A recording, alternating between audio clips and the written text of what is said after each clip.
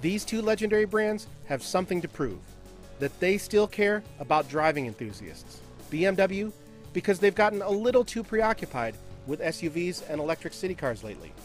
And ALFA Romeo because, well, they've been gone since '95.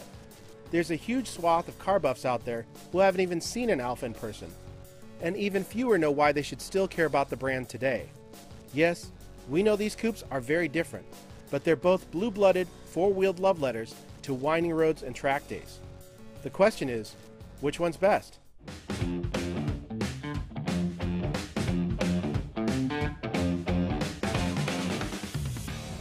This is the 2016 M2, and it's something new for BMW, a driver's car.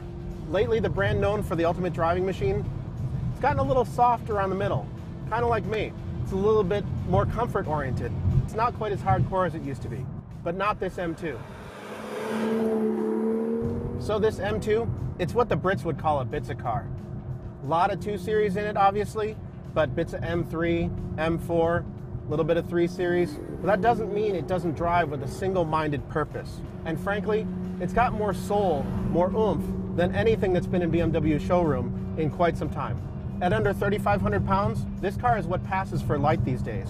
And with 365 horsepower, it's plenty quick.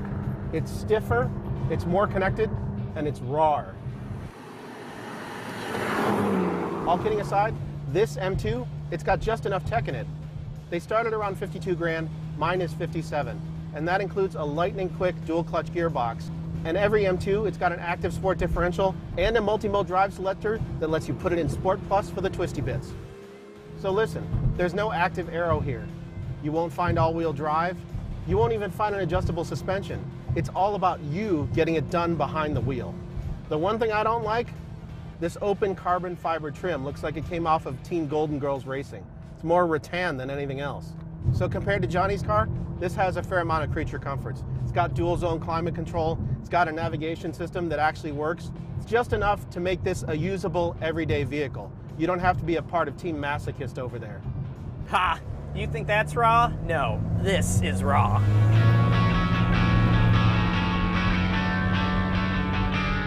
I'm in an Alfa Romeo 4C, which starts at around $56,000 for the coupe. I'm in a Spider, which is a little more expensive, but it still has a carbon fiber chassis, kind of like a McLaren and a LaFerrari, but at a fraction of the cost.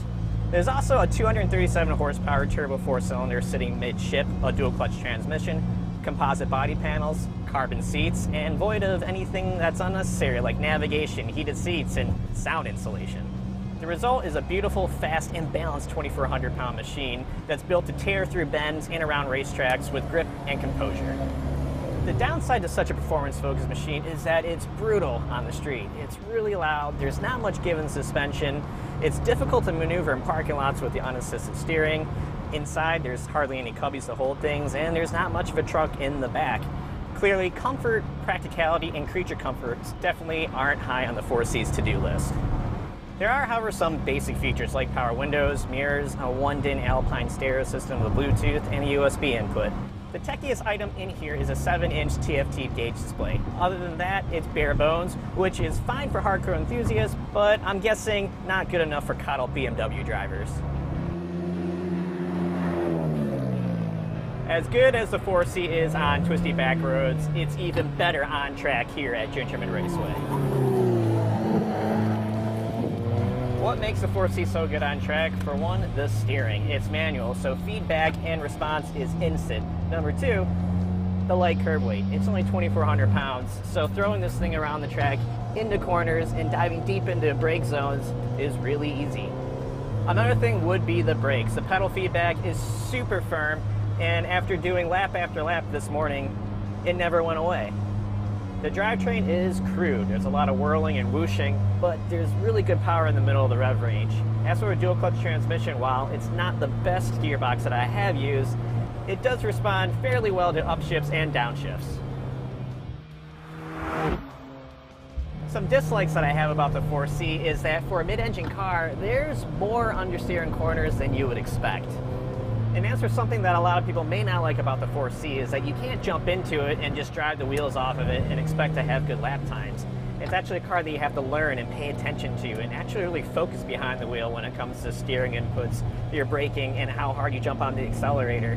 And once you spend a lot of time on track with it, you learn the nuances of the car, and it's really good. So it's no surprise that after coming out of the Alfa, this M2 feels a little bit like a tank. You know, there's not enough weight to the steering, the brakes are a little bit spongy, but those are just sins by extreme comparison. And that's because the 4C is so uncompromising. Complaining that the M2 is too soft, it's like saying that John Cena is fat and slobby because he's standing next to Usain Bolt. On the track, this is still far more entertaining car to drive than most everything else at its price point. I just came out of an Audi TTS. I would much rather be in this car here. And frankly, I'd rather drive this car than an M4. The M2 has gobs of grip from its Michelin tires, and turn-in is really keen. It's ultra quick. It's actually better than the Alfa, maybe something you wouldn't expect. If I have any complaints about this car steering, it's that there's no feel, especially compared to something like the 4C that's unassisted. Oddly enough, the back end is more talkative than the front. You've got 343 foot-pounds of torque back there, plus an electronic limited slip differential, and it really enables you to adjust in the corners. Compared to the 4C, this M2 is a really forgiving car, but that doesn't make it boring. There's still plenty here to master. And besides, if you want more soul, you can save a couple $1,000s and get the manual gearbox. That's something you can't get in the Alfa at all. Well, that was a fun day at Gingerman Raceway. I went through 2 tanks of gas in the Alfa Romeo 4C, but I have to say that M2 is a pretty good car itself. Good engine, great turn-in. I think it looks fantastic too. The brakes need a little work. They're starting to go away. The steering's a little overly light. I'm not actually bothered by how light the steering is. What I don't like is the lack of feel. But I tell you what, it does have sensational turn-in. I love the 3-liter, and it just has so much power and poise. You can adjust the back end with the throttle.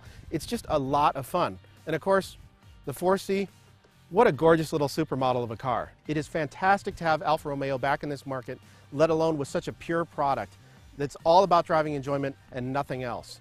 You know, I've had that M2 all week long. It's been breaking necks everywhere we go, but next to you, I'm like driving a tan Camry over here.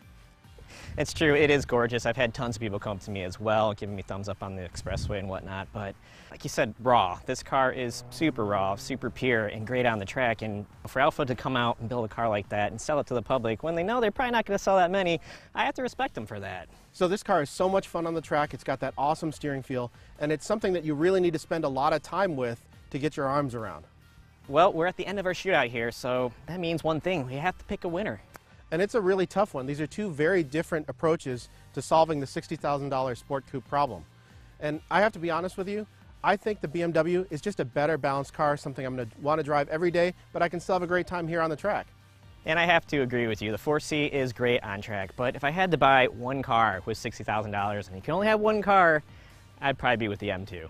Again, the Alfa is gorgeous, but if I'm going to buy a car that's this focused, this single-minded, this once a week kind of car, I'm going to get something even more crazy like an Ariel Atom.